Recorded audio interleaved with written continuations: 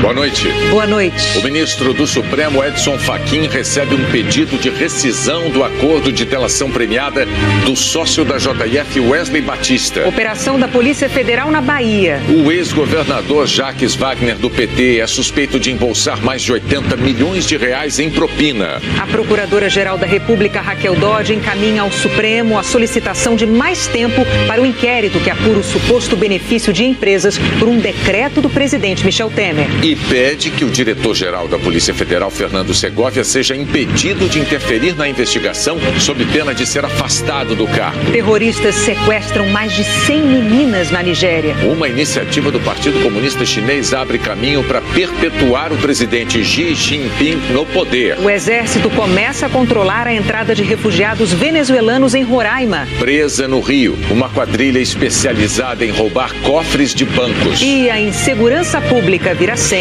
para a criação de um novo ministério. Veja agora no Jornal Nacional. O presidente Michel Temer assinou agora há pouco a medida provisória que cria o Ministério da Segurança Pública. O primeiro ocupante do cargo vai ser o atual ministro da Defesa, Raul Jungmann. Coube ao porta-voz da presidência anunciar o novo ministério. A pasta da Segurança Pública coordenará e promoverá a integração dos serviços de segurança pública em todo o território nacional, em parceria com os entes federativos. A nova estrutura está sendo criada por medida provisória. O Ministério da Segurança vai comandar a Polícia Federal, a Polícia Rodoviária Federal, a Secretaria Nacional de Segurança Pública, responsável pela Força Nacional de Segurança, e o Departamento Penitenciário Nacional. Não por acaso, a criação do novo ministério foi anunciada oficialmente 10 dias depois da intervenção no Rio. A nova pasta vai ser o principal canal de interlocução do governo federal com o interventor e com os demais estados. Atribuições que estavam com o ministro da Justiça, Torquato Jardim, e passam para as mãos de Raul Jungmann, que deixa o Ministério da Defesa. Os dois participaram de uma reunião ontem com o presidente Michel Temer no Palácio do Jaburu, onde foi feito o ajuste final. Os departamentos que saem de um ministério para outro já têm seu quadro de servidores, seu orçamento, seu programa de trabalho. Como disse, é um foco administrativo e uma otimização dos recursos já postos a serviço da segurança pública. Mesmo assim, o ministério terá 11 novos cargos, mais um cargo de ministro, o 29º do governo Temer, com salário de quase R$31 mil, mais um de secretário executivo com salário de mais de R$16 mil, além de 9 cargos comissionados de assessoria com salários que variam de R$2 a R$16 mil. Esse rearranjo vem um ano depois do Plano Nacional de Segurança Pública, que pretendia reduzir homicídios, combater o crime organizado e modernizar o sistema prisional, mas praticamente não saiu do papel. Raul Jungmann deve tomar posse amanhã. Será substituído interinamente pelo atual secretário-geral do Ministério da Defesa, o general Joaquim Silva e Luna. Ele será o primeiro militar a ocupar o comando do Ministério da Defesa desde a sua criação há 19 anos. O Ministério da Justiça permanece responsável pelas políticas de combate às drogas, recuperação de ativos no exterior, defesa do consumidor, refugiados, asilos, extradições, indígenas e o Arquivo Nacional. A Polícia do Rio prendeu hoje 6 integrantes de uma quadrilha de ladrões de bancos. Este foi o último alvo da quadrilha. Uma agência bancária em Três Corações, Minas Gerais. Os bandidos chegaram a filmar parte da ação. Aqui, equipamentos já preparados para abrir um dos cofres. Do outro lado, mais 2 já tinham sido arrombados. E na sequência da imagem, a gente ouve a voz de um dos assaltantes. Triturou dinheiro. Triturou.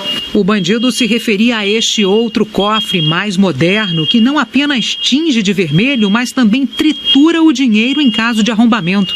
Nas mensagens pelo celular, os assaltantes lamentaram a perda de R$350 mil. O total do roubo ainda não foi revelado pela agência. A quadrilha vinha sendo monitorada e acabou presa horas depois na cidade de Volta Redonda, no Rio de Janeiro. Havia um critério para a escolha dos bancos. Eles preferiam lugares com pouca vizinhança, já que as máquinas e ferramentas usadas eram barulhentas demais. O bando chegava a passar fins de semana inteiros arrombando diversos cofres de uma única agência.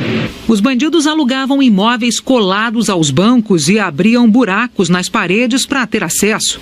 Mensagens de áudio trocadas pelos ladrões podem indicar que o grupo contava com a ajuda de funcionários. O cara falou que para arrumar uns endereços essa semana aí, tá ligado?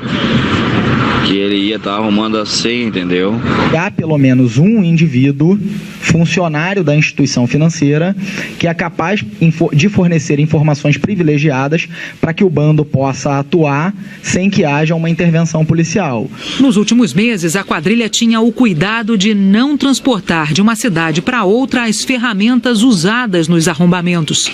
Queria evitar problemas com a polícia. Ô, tu tá vendo o Jornal Nacional? Visse o cinturão de segurança ao redor do Rio de Janeiro que fizeram? Revista os carros de alto a baixo, puxa documento, faz tudo. Não tem nenhum acesso ao Rio de Janeiro que não esteja nesse cinturão de segurança. Com as prisões de hoje, a polícia confirmou a ligação entre as maiores facções criminosas de Santa Catarina e do Rio de Janeiro. E isso foi detectado no bojo da nossa investigação de tráfico de drogas que nós temos, e eles recebem apoio, apoio logístico também, até financeiro. Durante 2 anos, eles se acostumaram a exibir o fruto do roubo e a ostentar armas. Agora a farra acabou. Também no estado do Rio, a Polícia Rodoviária Federal apreendeu um arsenal de guerra. Numa blitz na Via Dutra, os agentes encontraram 12 fuzis e 33 pistolas e munição. Tudo escondido em 2 cilindros na caçamba de uma caminhonete. O motorista foi preso. E o homem considerado pela Polícia Civil o principal fornecedor de armas para criminosos no Brasil foi apresentado hoje à Justiça Americana. Ele é acusado de exportar armas ilegalmente para o Brasil e pode pegar até 35 anos de prisão. Frederic Barbieri está preso nesse prédio em Miami. A audiência dele ia acontecer do outro lado da rua, nessa corte federal. Mas pouco antes, ele passou mal, teve que receber atendimento médico e a audiência foi transferida para amanhã. Na audiência de amanhã, Barbieri vai ouvir as acusações que a polícia tem contra ele e vai ter que se declarar culpado ou inocente. O juiz também vai decidir se ele vai ter direito à fiança para poder responder ao processo em liberdade. Barbieri é considerado pela polícia brasileira o maior traficante de armas do país. A estimativa é que ele tenha mandado mais de 1.000 fuzis e 300 mil munições de Miami para o Brasil. Esse homem participava do esquema. Ele fez um acordo de delação premiada e está colaborando com os policiais brasileiros. Em entrevista ao repórter Eduardo Tchau, ele contou como o próprio Barbieri se definia. Ele sempre chamou de primo, né? Ele falou, primo, tu tá falando com o senhor das armas, eu sou o senhor das armas. As armas eram enviadas de avião de Miami dentro de aquecedores de piscina. Olha aí. Uma das cargas, de 60 fuzis, foi apreendida pela Polícia Civil do Rio em junho. A partir daí, investigadores brasileiros trabalharam com autoridades americanas. A investigação mapeou os lugares onde Barbieri comprava os aquecedores, os lugares onde ele escondia as armas e o caminho que elas faziam até o Brasil. Ele passou a ser investigado pelos agentes federais e teve a sua prisão nessa última sexta-feira, inclusive com a apreensão de um grande carregamento de armas de guerra. A justiça brasileira pediu a extradição de Barbieri, mas como ele tem cidadania americana, é provável que ele responda pelos crimes aqui nos Estados Unidos. No continente africano, o governo da Nigéria mobilizou o exército e a força aérea para buscar meninas sequestradas por terroristas do grupo Boko Haram. Difícil aceitar que aconteceria de novo. Numa escola com 906 estudantes, 110 foram embora de uma só vez. Testemunhas contam que os terroristas chegaram a pedir informações de como chegar lá. Nenhum telefonema depois, nenhum aviso, nada impediu a invasão de homens com roupas camufladas. O governo classificou o sequestro como um desastre nacional e afirmou que não vai deixar pedra sobre pedra na busca pelas garotas. rescue these girls. O pai de uma delas mostra o uniforme da filha. E a irmã o quanto dói. Uma angústia que outras centenas de famílias nigerianas conheceram há quase 4 anos. O grupo terrorista Boko Haram sequestrou 276 meninas de um internato. A hashtag Traga Nossas Meninas de Volta foi compartilhada em todo o mundo. Muitas escaparam, mas até hoje mais de 100 meninas da região de Chibok continuam em cativeiro. O Boko Haram tem perdido o território nos últimos meses e começou a intensificar ataques suicidas. Outra forma de retaliação desse grupo terrorista é justamente atacar onde a segurança é frágil. Lugares de oração, campos de refugiados, escolas. O presidente da Nigéria é um ex-militar. Muhammadu Buhari foi eleito com a promessa de esmagar o Boko Haram, um nome que significa educação ocidental é proibida. As meninas da cidade de Dapchi estão sem aula. As escolas voltaram a ficar fechadas e o governo ainda não aprendeu como acabar com esses sequestros. A Rússia anunciou um cessar-fogo na Síria, mas diferentemente do aprovado no Conselho de Segurança das Nações Unidas no sábado. Serão apenas 5 horas de trégua por dia a partir de amanhã. O governo russo, que é aliado ao ditador sírio Bashar al-Assad, declarou que vai supervisionar um corredor para que os civis se desloquem das áreas de conflito para as regiões controladas pelo governo. Forças que apoiam Assad voltaram a bombardear a região de Guta Oriental, apesar da resolução da ONU para um cessar-fogo imediato de 30 dias. Em 8 dias de ataques, morreram 560 pessoas. No norte do Brasil, o Exército e a Força Nacional começaram a controlar a entrada de venezuelanos em Roraima. Uma barreira de vistoria foi montada em Paracaima, na fronteira. 100 homens do Exército passaram a fiscalizar documentos, malas e carros. Só este ano, 18 mil venezuelanos entraram no Brasil, fugindo da fome e da crise política no país deles. No fim de semana, quase 600 foram cadastrados para deixar Roraima com destino ao Amazonas e a São Paulo. A seguir tem a previsão do tempo. O Partido Comunista Chinês propõe acabar com limites de mandato para o presidente.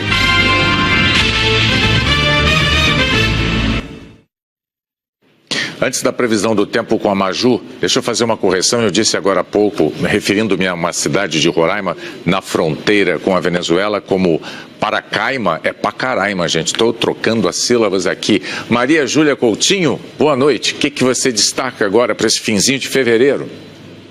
Oi, Bonner, boa noite para você, para Renata e para todos. Olha, tem caído uma chuvarada, Bonner, em áreas do extremo norte do país e também do norte e do nordeste. É que de um lado aqui, ó, as águas do Pacífico estão mais frias, gerando condições para a famosa Laninha, fenômeno que bagunça a circulação dos ventos e contribui para provocar mais chuva em parte do norte e do nordeste mesmo. Do outro lado, as águas aqui do Atlântico estão mais quentes e isso faz com que o corredor de nebulosidade que fica perto da região se aproxime ainda mais e dá-lhe água. Belém, São Luís, Natal sentiram o impacto desses sistemas aí, estão fechando o mês aí com chuva muito acima da média. E os meteorologistas dos núcleos estaduais de meteorologia lá do Nordeste estão animadíssimos com a previsão para o próximo trimestre. É alta chance de chover acima da média em toda essa área azul aqui no norte da região. Amanhã só escapa da chuva quem estiver nessa área amarela, entre o interior do Rio Grande do Norte, passando pelo interior da Bahia, norte de Minas e também um bom pedaço aí do Espírito Santo. Em grande parte do país, a previsão é de pancada de chuva, que pode vir com muita força em vários pontos. Fica o alerta. E por falar em alerta, a partir de hoje, todos os estados aqui do Nordeste e também da região Norte passam a receber por celular mensagem da Defesa Civil quando houver risco de inundações e deslizamentos. Estados do Sudeste, Sul, Centro-Oeste já contam aí com esse serviço. Para se cadastrar é só enviar o número do seu CEP para o SMS aqui, ó, 40199, Bonner, 40199, é gratuito. Eu já mandei, aqui no Rio de Janeiro já está funcionando, já usei e funciona. E os meus colegas aqui também já comprovaram. Já vale a pena. Bom, Rio de Janeiro, quando você menos espera, cai uma tempestade, você está ilhado. Já ficamos ilhados aqui na Globo algumas vezes, né? Mas olha aí, Maju, você falou de chuva, mas não falou de temperatura. A gente quer saber com que roupa vai trabalhar amanhã. Vamos lá. Vamos lá, eu começo com as temperaturas, Bonner, nos lugares onde pode chover bastante. Olha só, 32 graus de máxima em Teresina, Belém com 30, Brasília com 27, 28 aqui em São Paulo, 29 em BH, 31 no Rio, que estão aí na rota das pancadas fortes a partir da tarde, não menosprezem chuva de verão. Floripa com 31 e chuva à tarde, como também em Porto Alegre, 30 graus em Salvador, mas aí sim uma chuva insignificante, 33 em Vitória e previsão de sol o dia todo por lá, Bonner. Obrigado, Maju. Até amanhã. Até amanhã. O ministro do Meio Ambiente, Sarney Filho, determinou que o IBAMA abra processo para multar e suspender as atividades da empresa Hidroalunorte. O Instituto Evandro Chagas atestou que a empresa controlada pelo governo da Noruega contaminou parte da água que abastece a cidade de Barcarena, no Pará. A Hidro informou que está avaliando as informações do Ministério para se posicionar e que se solidariza e coopera com a distribuição de água potável nas comunidades atingidas. No mês de janeiro, a arrecadação de impostos, contribuições e outras receitas ficou em 155 bilhões e 600 milhões de reais no Brasil. Esse valor é 10% maior do que o registrado no mesmo mês no ano passado.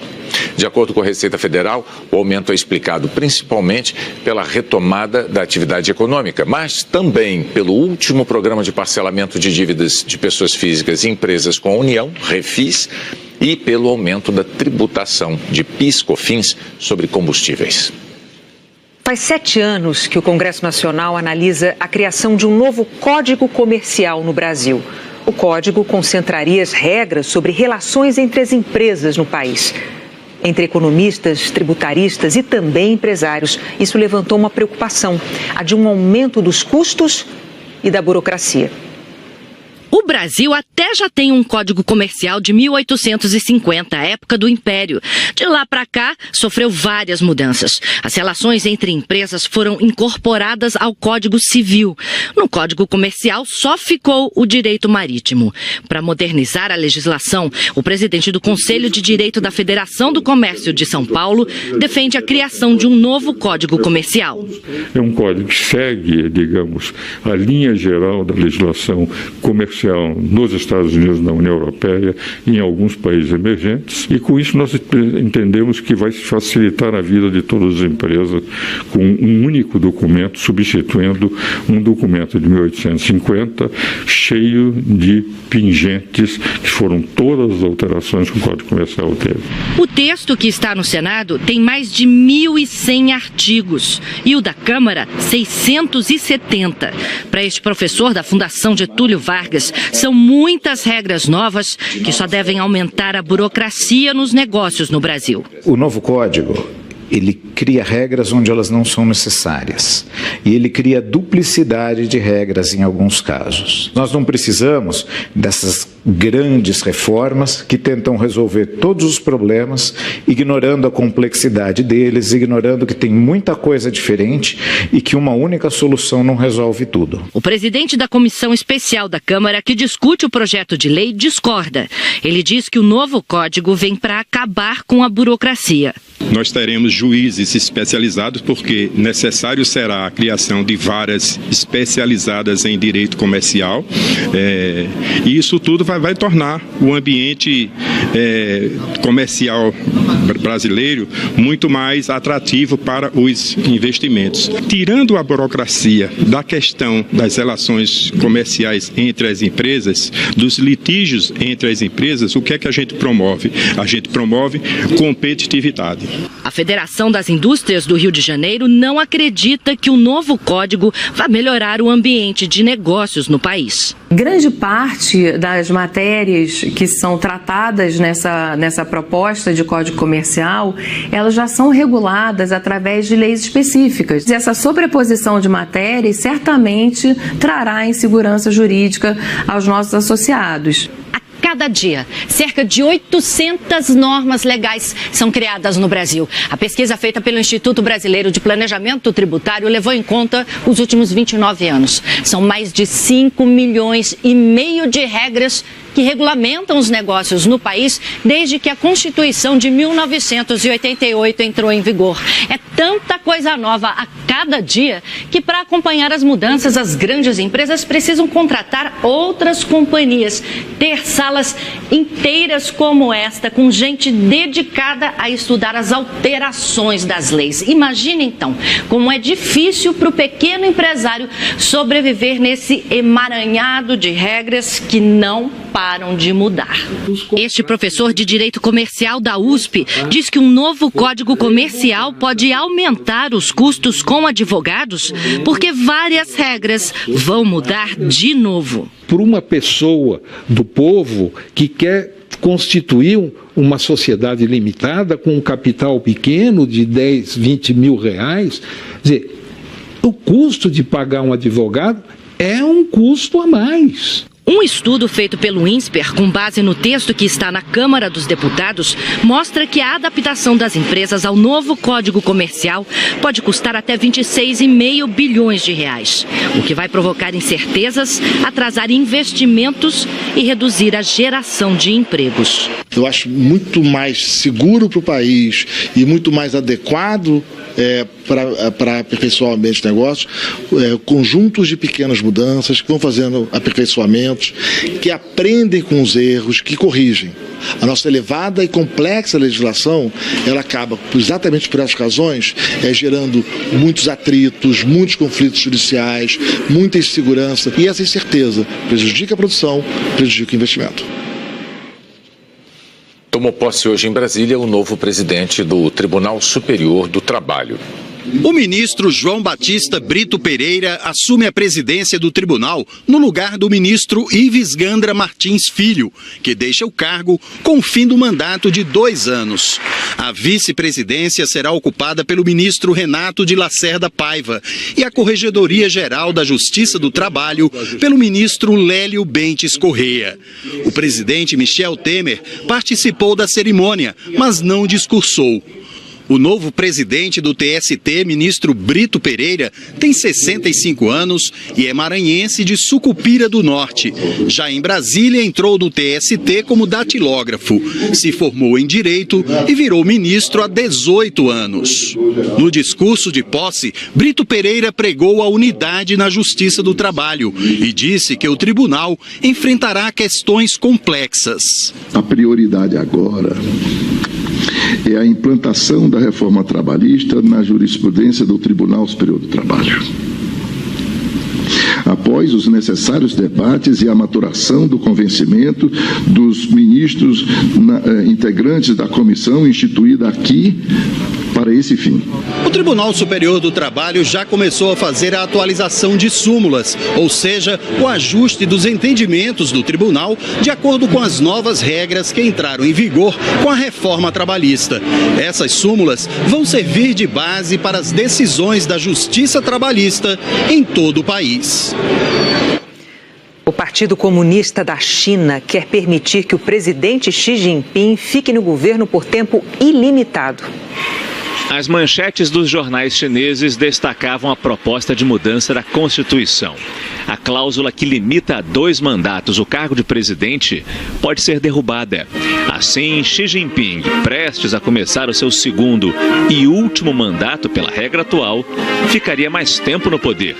Na verdade, indefinidamente. A alteração precisa ser aprovada na Assembleia Nacional Popular, numa reunião que ocorre mês que vem. não deve ser difícil, já que o Congresso é controlado pelo Partido Comunista. A atual Constituição chinesa é de 1982 e já passou por outras reformas, mas a que está sendo proposta serviria para consolidar a figura do líder Xi Jinping. As ideias dele, que já foram incorporadas às diretrizes do Partido Comunista, agora guiariam o país. Foi Deng Xiaoping, líder chinês entre 1978 e 92, quem criou o limite de 2 mandatos de 5 anos. Ele queria evitar o culto à personalidade, num país que ficou 3 décadas sob a liderança de Mao Tse-tung. Mas Xi Jinping pensa diferente. Sua foto está em cartazes em todo o país. Seu apelido autorizado, Papa Xi, aparece em canções oficiais. Desde que tomou posse em 2012, ele vem aumentando a influência do partido na vida dos chineses. A força. Controla a imprensa, a internet, persegue grupos de direitos humanos, combateu a corrupção, mas alguns dizem que os principais alvos eram opositores dele dentro do PC chinês. A proposta de mexer na Constituição foi recebida com críticas nas redes sociais chinesas, alguns comparando o regime com o da Coreia do Norte.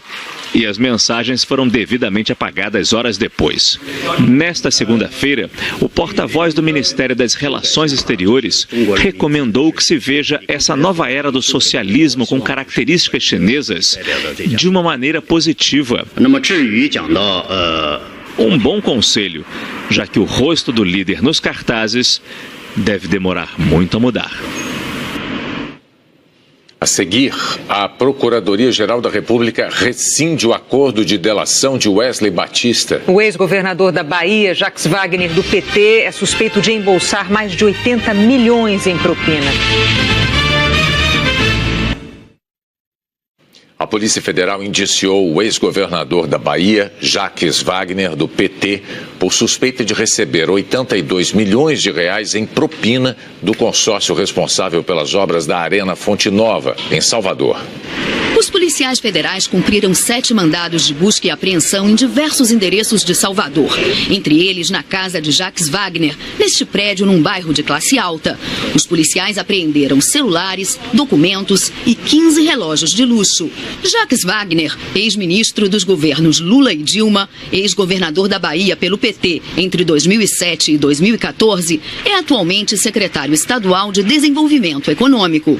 As investigações sobre o suposto desvio de dinheiro na demolição, reconstrução e gestão da Fonte Nova começaram em 2013.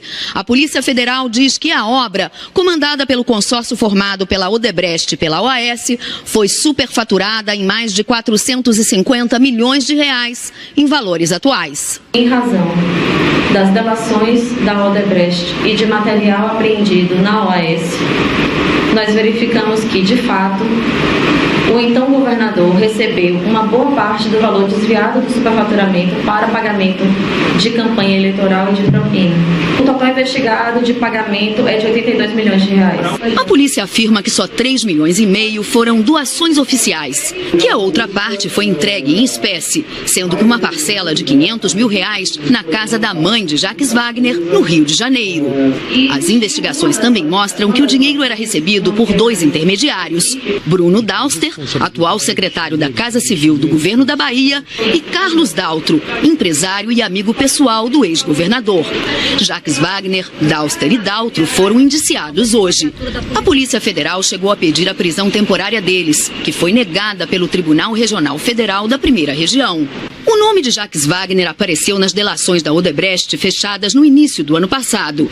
O ex-executivo da empresa, Cláudio Melo Filho, afirmou que em 2006, Jacques Wagner pediu um almoço com Marcelo Odebrecht para dizer que iria concorrer ao governo da Bahia. Quando ele inicia o pleito como candidato, eu tenho a certeza absoluta que a empresa não acreditava que ele tivesse chances de ganhar a eleição. Acredito que na época que ele se lança candidato, ele tinha 2%. Pelo que me consta, na minha memória, isso é algo em torno de 3 milhões de reais. Jacques Wagner foi eleito governador e, quando foi disputar a reeleição, havia mudado de patamar. Pediu mais apoio e levou mais do que o dobro do que na primeira vez. O valor total que diz aqui de 7 milhões e qualquer coisa, 7 milhões e meio. De acordo com a delação da Odebrecht, Wagner recebeu num aniversário um relógio de $4.000. Em outro, um Hublot, modelo Oscar Niemeyer, com a imagem do Congresso Nacional. Valor, $20.000. O senhor Jacques Wagner gosta de relógio. É meio que notório.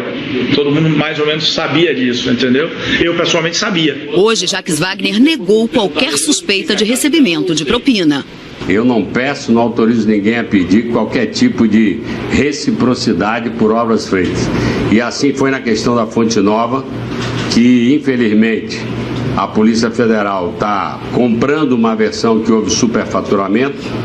Há uma incompreensão da Polícia Federal, como houve no Tribunal de Contas do Estado, do que é uma PPP e do que é uma obra pública. Em PPP não existe a figura do superfaturamento, como está se insistindo em falar. Eu também estranho porque esse inquérito existe desde 2013. Eu fui chamado para prestar testemunho em 2017. A própria delegada afirma que eu fui e colaborei e de repente vem com uma busca em apreensão, na minha opinião, absolutamente desnecessária. A concessionária responsável pela Arena Fonte Nova disse que aguarda informações oficiais sobre a operação e que se coloca à disposição das autoridades para colaborar. A Odebrecht afirmou que já reconheceu seus erros, pediu desculpas públicas e está colaborando com a justiça. A defesa de Bruno Dauster disse que ele não era secretário da Casa Civil na época dos fatos investigados, que estranhou a inclusão do nome dele na operação e que deseja um amplo esclarecimento o mais rapidamente possível. Nós não conseguimos contato com a defesa de Carlos Daltro e com a OAS. A Procuradoria-Geral da República rescindiu o acordo de delação premiada de Wesley Batista, um dos donos da JF, e do ex-executivo Francisco de Assis e Silva. A rescisão do acordo já foi encaminhada para a homologação do relator do caso no Supremo, o ministro Edson Fachin. A Procuradoria-Geral da República diz que decidiu fazer isso porque o empresário Wesley Batista e o advogado da JF, Francisco de Assis e Silva, não cumpriram as condições do acordo de colaboração que assinaram com o Ministério Público Federal. Segundo a PGR, eles omitiram de forma intencional que na época da assinatura do acordo, o então procurador da República, Marcelo Miller, estava prestando serviços para a JF, antes de se desligar oficialmente do Ministério Público Federal. As provas foram descobertas no celular de Wesley, que foi apreendido pela Polícia Federal. No documento enviado ao Supremo, a PGR destaca que numa mensagem de Wesley Batista para Francisco de Assis, em 27 de março de 2017, o empresário pergunta ao advogado: Marcelo vai estar em Brasília conosco? E Francisco responde: ele tem expediente no atual emprego dele e ele não pode. No dia seguinte, 28 de março, os executivos da JF assinaram um termo de confidencialidade sobre o acordo em curso com o Ministério Público Federal. No dia 4 de abril, último dia de Miller como procurador, Joesley Batista pergunta para ele: amanhã você trabalha ou hoje foi seu último dia? Marcelo Miller responde: hoje foi o último, amanhã eu tenho de ir à OAB de manhã e só. Esta mensagem, segundo a PGR, torna evidente que todos do grupo sabiam que Marcelo Miller ainda era procurador da República no período em que ele assessorava os colaboradores e a empresa JF. Segundo as investigações, a assessoria técnica prestada por Miller renderia a ele o equivalente a R$700 mil. No caso de Wesley, ainda existe a suspeita de que ele tenha praticado crimes quando já era colaborador. Ele foi denunciado pelo Ministério Público em São Paulo pelos crimes de uso indevido de informações privilegiadas e manipulação do mercado financeiro. Na semana passada, Wesley Batista, que estava preso por causa desse processo, foi solto por decisão do Superior Tribunal de Justiça. Agora, Wesley Batista e Francisco de Assis estão na mesma situação de Joesley Batista e outro executivo do grupo JF, Ricardo Saldi, que também tiveram um acordo de colaboração rescindido pelo Ministério Público Federal no ano passado. No caso de Joesley e Saldi, assim que o acordo foi rescindido, o ministro Edson Fachin determinou a prisão dos dois por omitir informações. As 4 rescisões esperam a homologação do ministro Fachin. Se o ministro homologar a rescisão dos acordos, todos perdem os benefícios, mas as provas apresentadas por eles continuam válidas. As defesas de Wesley Batista e de Francisco de Assis não quiseram se manifestar. A defesa de Marcelo Miller declarou que ele não recebeu qualquer remuneração de fonte privada antes de abril de 2017, que ele já havia pedido exoneração quando começou atividades preparatórias no setor privado, que essas atividades não estavam relacionadas com as atribuições que ele ainda tinha no Ministério Público Federal e que os R$700 mil não correspondem por nenhum critério às horas trabalhadas por Miller no escritório de advocacia. A Procuradora-Geral da República, Raquel Dodge, encaminhou hoje ao Supremo Tribunal Federal um pedido da Polícia Federal para prorrogação do inquérito sobre o suposto benefício de empresas do setor de portos por um decreto do presidente Michel Temer. As investigações seguem em compasso de espera. Raquel Dodge também pediu ao Supremo que o diretor-geral da Polícia Federal, Fernando Segovia, seja impedido de interferir nesta investigação sob pena de afastamento do cargo. O inquérito que investiga se o presidente Michel Temer beneficiou a empresa Rodrimar em troca de propina com a edição de um decreto prorrogando contratos de concessão no Porto de Santos foi aberto há 5 meses. Neste período, a Polícia Federal ouviu Temer e alguns de seus aliados, como os ex-assessores do Planalto, Rodrigo Rocha Loures e José Yunes. Não conseguiu ouvir ainda um amigo próximo do presidente, o coronel João Batista Lima, que vem alegando problemas de saúde para não depor. Na semana passada, a PF pediu prorrogação do inquérito por 60 dias. Entre os argumentos listados pelo delegado Kleiber Lopes está que a polícia aguarda que medidas pedidas ainda em dezembro à Procuradoria-Geral da República sejam analisadas. A PF não revela que medidas são essas. Afirma que elas são imprescindíveis para esclarecer os crimes investigados, notadamente possíveis atos de corrupção ativa, passiva e lavagem de dinheiro, sem as quais a investigação poderá não atingir sua finalidade. No fim de semana, a Procuradoria-Geral da República negou que o pedido do delegado esteja pendente. Informou que já pediu quebras de sigilo bancário e fiscal de investigados que foram autorizadas pelo relator do caso no Supremo Tribunal Federal, ministro Luiz Roberto Barroso, ainda em dezembro. De acordo com a PGR, as medidas pedidas pela polícia estão incluídas entre as que ela própria pediu ao Supremo. A Procuradoria não informou quais empresas e pessoas foram alvos dessas medidas na investigação. E hoje, a Procuradoria voltou a se manifestar sobre o assunto. Disse que, ao apresentar pedidos de afastamento de sigilos bancário e fiscais contra investigados no inquérito, a Procuradora-Geral se baseou nos elementos apresentados pela Polícia Federal até o momento.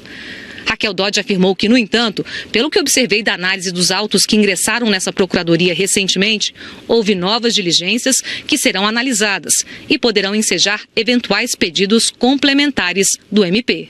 A TV Globo apurou que há sim pedidos pendentes, aguardando manifestação da PGR, e que são relacionados às providências solicitadas pela PF em dezembro, há mais de 2 meses. São medidas sigilosas, por isso ainda não é possível saber a extensão delas, os nomes dos investigados e das empresas, mas que o delegado Kleiber Lopes considera fundamentais para o desfecho do caso. Hoje, a PGR também se manifestou a favor do pedido de prorrogação das investigações por 60 dias e pediu medidas relacionadas à conduta do diretor-geral da Polícia Federal, Fernando Segovia, que indicou em entrevista tendência de arquivamento desse inquérito. Raquel Dodge frisou que, conforme prevê o regimento interno da Polícia Federal, o cargo ocupado por Fernando Segovia tem natureza administrativa, de forma que o seu titular não tem atribuição para conduzir investigações. Quaisquer manifestações a respeito de apurações em curso contrariam os princípios que norteiam a administração pública, em especial o da impessoalidade e da moralidade. E pediu ao ministro Barroso uma ordem judicial para que o diretor-geral se abstenha de qualquer ato de ingerência sobre a persecução penal em curso, inclusive de manifestações públicas a respeito das investigações em curso, sob pena de afastamento do cargo. Além disso, Raquel Dodge explica que, em função da atribuição do Ministério Público para o exercício do controle externo da atividade policial, remeteu cópia da representação ao Ministério Público Federal no Distrito Federal, para adoção de medidas cabíveis dentro do chamado controle externo concentrado da atividade policial. Sobre o pedido de Raquel Dodge em relação ao diretor-geral, a Polícia Federal não quis se manifestar. O Jornal da Globo é depois de Tela Quente. Boa noite. Boa noite, até amanhã.